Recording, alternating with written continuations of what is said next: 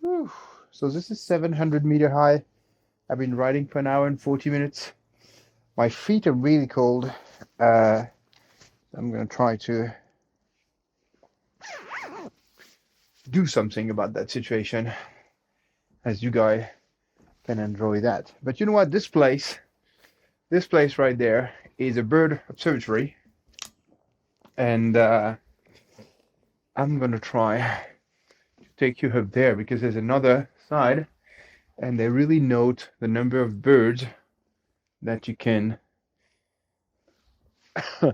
that you can see.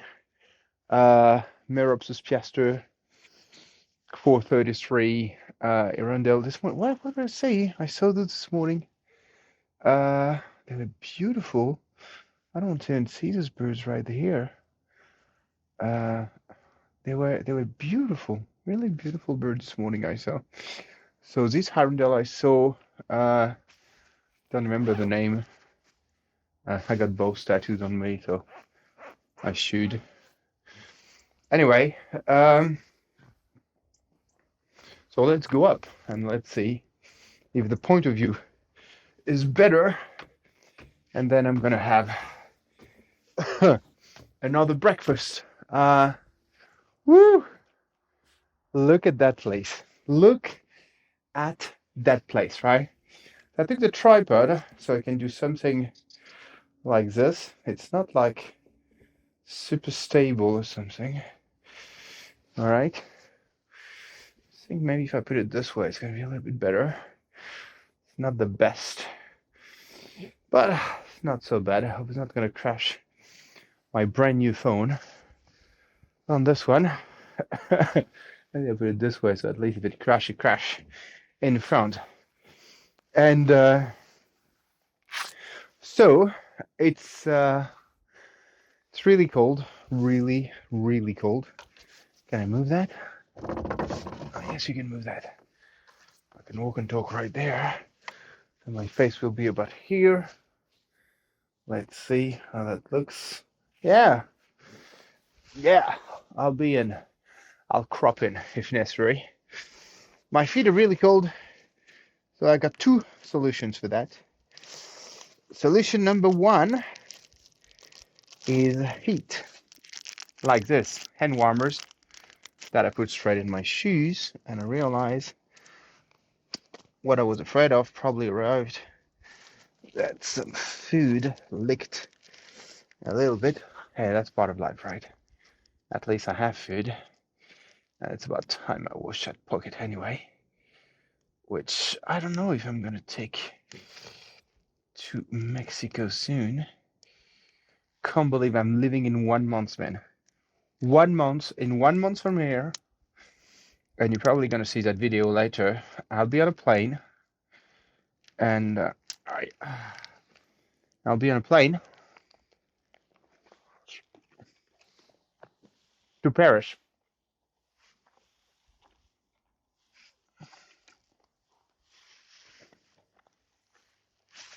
And I'm going to work with you guys for 3 weeks if you're in Paris between around Christmas. And then when I'm done working, I always keep you track. When I'm done working, the family will have joined me in the meantime. We all going to Mexico, baby. We spent 5 days in Mexico. And from here, all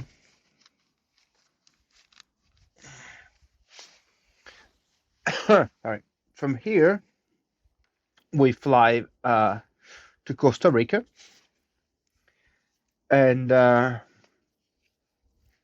we move our way north back to Mexico, trying to hit as much countries as possible without rushing. That's very important. That's why we never ever book anything in advance, because that's very important for us not to rush, right? Do not rush when you travel, right? And it's funny because I was just saying that to a conference I did about a week ago, and I was just saying that Sorry again. Oh, just wanted to show you. This is a pair of old sneakers, and my kid designed those sneakers with some postcard pen. So yeah, just be a little bit creative, and you can do anything. Some old sneakers that were looking disgusting became sneakers that I then renewed, right? So we're gonna be traveling, and I was just saying that. Hey, and I was just saying, so that's a dog walker right there. I saw a car. Look at it. Pardon? Ah, oui, should like it. All right. And dogs are walking right there. They're very nice, and she got some orange stuff on them. So those guys, oh, one whistle and boom, they're back. That's how you raise a dog. I'm very impressed. Very nice woman. Dog walking. She was absolutely fantastic.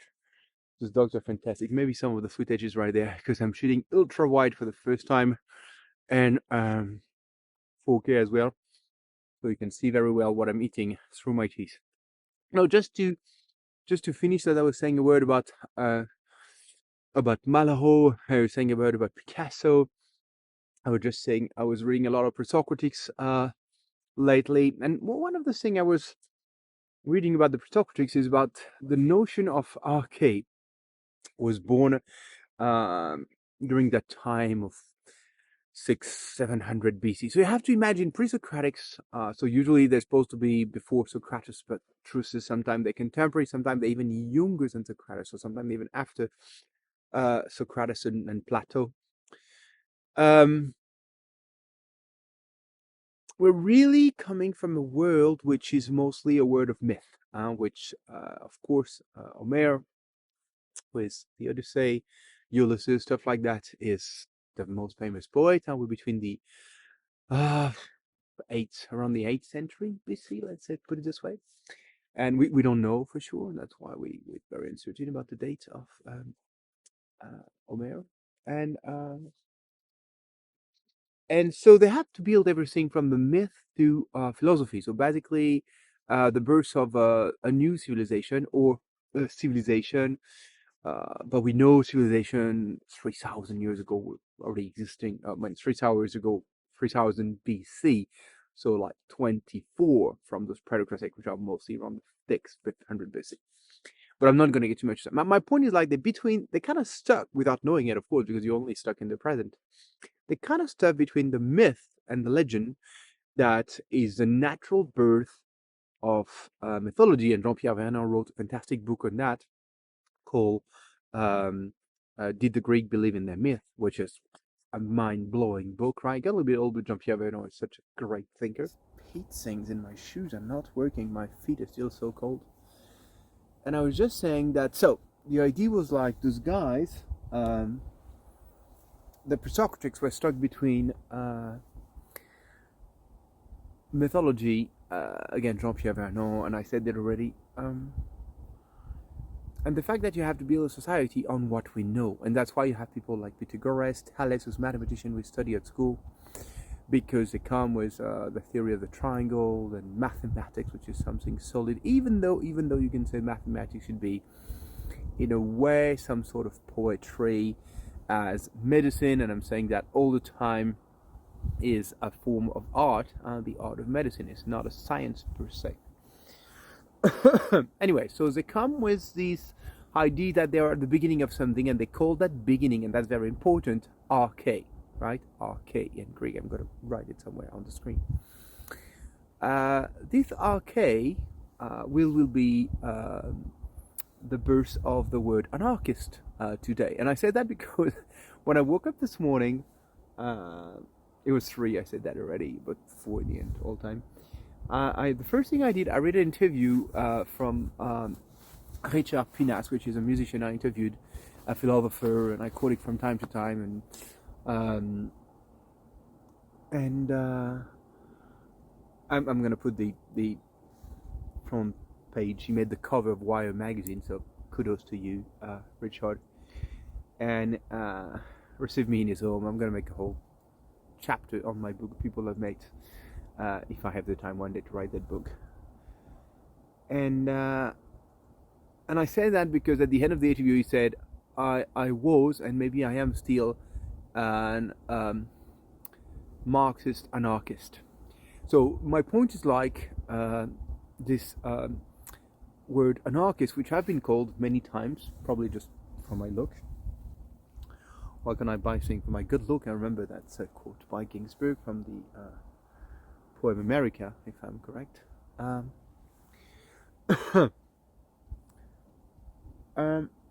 So because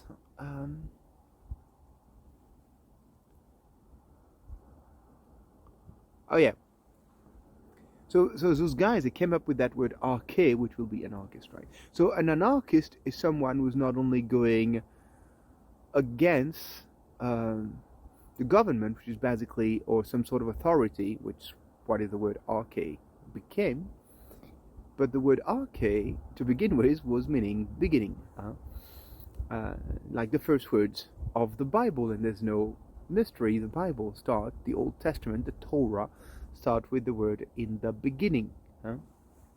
Arche, as simple as that. And when you think about steal the Bible, that's again a very Occidental reference, I'm aware of that, to avoid the cataclysm, the God is telling Noah to build a big boat. I just want to make a joke on this one. I don't know why I saw that. It's a guy talking to God, and he said, God, what do I do? And God is answering, build a big fucking boat. And the guy said, and Noah said, do you mean like a massive boat or like a boat to fuck? And God posed and said, both. Really cracked me up. Anyway, I'm gonna have to blur the F word, I guess, or not. I don't even know what the rules on that. I should make an entire video on the moral guidance of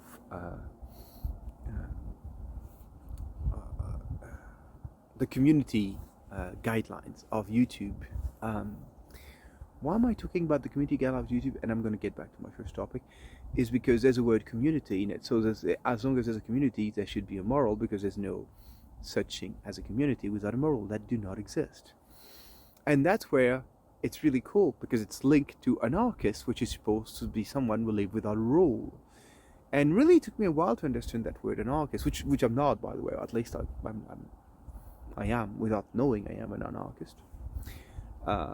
Do I question authority?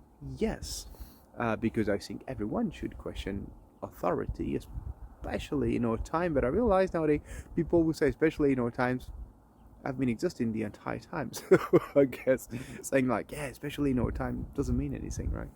Because you can take any time in history and there will always be people to question that time. You got to persevere in your revolt. I'm back to my first quote by Picasso. By Malraux on Picasso. And so this whole notion of anarchist, and I think I'm going to wrap it up on that for today, is really linked to the fact that an anarchist is someone who's trying. And I realized what was an anarchist. That's why I was saying, really, when I went to that concert in Malmö in Sweden. We're back to Sweden. It's a coincidence, but back to Sweden. And in Malmö, I realized at the concert of NoFX, they didn't end the concert. They were playing, and at one point they just left stage in the middle of a song, and that was the end of a concert. I'm like, what is going on? And a fan told me, well, that's how they do, because ending things is not anarchist, it's conventional. And then I'm thinking, oh, you know what? My first thought, I didn't say that to fan, but my first thought was like this antique rotonde, this column rotonde that I saw in Greece when I was young, when I was like maybe 15 or 16, that the Greek back in the day decided not to finish because philosophy is unfinished. I'm like, okay, so philosophers are anarchists, right? And when you think about it, philosophers are anarchists in the signification of this guy, the pre-Socratic, because they don't question the power. They do, but I don't think that the main job of a philosopher, they question the beginning. And I was writing this morning, as I was writing this chapter, it's going to be a chapter of my book of philosophy, that an anarchist is someone who questions the beginning. But I don't think that the main job of a philosopher, they question the beginning. And I was writing this morning, as I was writing this chapter, it's going to be a chapter of my book of philosophy, that an anarchist is someone who questions the beginning. But I don't think that the main job of a philosopher, they question the beginning. And the thing is, like, if you want to ask any question, and I'm just saying, for example, when I wrote my book on art history, I'm always going back to the cave. I'm always going back to Lascaux. I'm saying that over and over because, sorry, because you have to go back to that cave. There's no way around. You have to go back to that cave and to question the origin. So an anarchist is someone who questions the beginning. What is the beginning? And maybe Noah, if the Bible is a parable, to speak like William Faulkner, which was my first master degree at the Sorbonne, the parable of the Bible of Noah is like, probably I thought the camera was falling. The parable of the Bible of Noah is like, maybe by destroying everything, God is questioning the beginning and said we should start again. And if the arch by Noah is not a metaphor of a new beginning, I don't know what this metaphor is all about. This parable is all about. Is it about the fact that we lose everything very quickly? Is it about, like, there's many significations. That's not my job to be into the exegesis. I'm going to translate that in English. I have no idea how you say that word in English. So yeah, oh yeah, one last thing I wanted to say, but I should probably make a video on that, is the language. I was reading a lot Clockwork Orange lately, a book I read when I was like 15. And Burgess, right? And it's funny because I remember reading at the end the names and the word he invented, which is from the Nadsat or something like this, which is supposed to be something like teenager in Russian. And which is a language, is like Russian, French, popular street kind of French from the 1920s, and finally English. This whole thing mixed up in the book is absolutely beautiful. He invented musical band that I put already in my book on music, and the guy was freaking genius. I just discovered that he wrote the book in like 3 weeks. Wow, right? And that's how I wrote my novel, by the way. My one of my only novel that I consider that really achieved this one is I wrote in like a few weeks as well, probably a few days actually. But my point is, like, writing quickly when you have an idea that you percolate for a long time is okay, I guess. And then the style is another question per se. Malraux, for example, for me is a fantastic art history writer, even some sort of a philosopher in some time. As a novelist, I never really got a style, and I'm not really into it per se. And Malraux is for the first time the first one to question the way we look at art, that we should look at art not only like Renaissance paintings versus Renaissance painting, but Renaissance painting versus Cambodia versus Cop versus Afghanistan versus everything, and mixing. And that's why he has this famous picture of him putting all the pictures on the floor so he can compare civilization. And that's why it's my link to Burgess, which is putting the Russian, the American, and the French civilization language to their language all together to create that character of Alex in that movie about ultraviolence. So what is the movie? The movie, because I saw the movie again, which I like less and less, by the way. What is the book all about when you think about it? Well, when you think about it, the book is mostly about the fact that after he went through that treatment called the Ludovico, joke on Ludwig van Beethoven, of course. He has no more violence in him, but, and that's the whole theory of the book that blew my mind when I was 15 years old, but he can't appreciate art history any longer. He can't appreciate art per se either. He can't listen to music, stuff like that, right? So there's a violence in art that I think is important, and I think that's an element that should really be a massive reflection where the violence is coming from. Personally, politically, I know where the violence is coming from, and I can't say that on YouTube because that will definitely get me banned from the channel. But I'm writing that in my books, which I'm trying to get translated in English more and more, because I don't want to talk only to French people. And if I ever want to talk to the French people per se, And yeah, and just to finish that video, and I promise I'm finishing on that if it's still recording, then I think we should go with what Malraux wrote on Picasso. Last time I'm using that quote: a painter should not persevere in his art per se, but he should persevere, as Picasso said, in his revolt. That was Cedric. Thank you for watching Laughing Museums. And don't forget, no matter what you do, if you're not doing it with a smile, well, you might be doing it wrong. You guys, take care.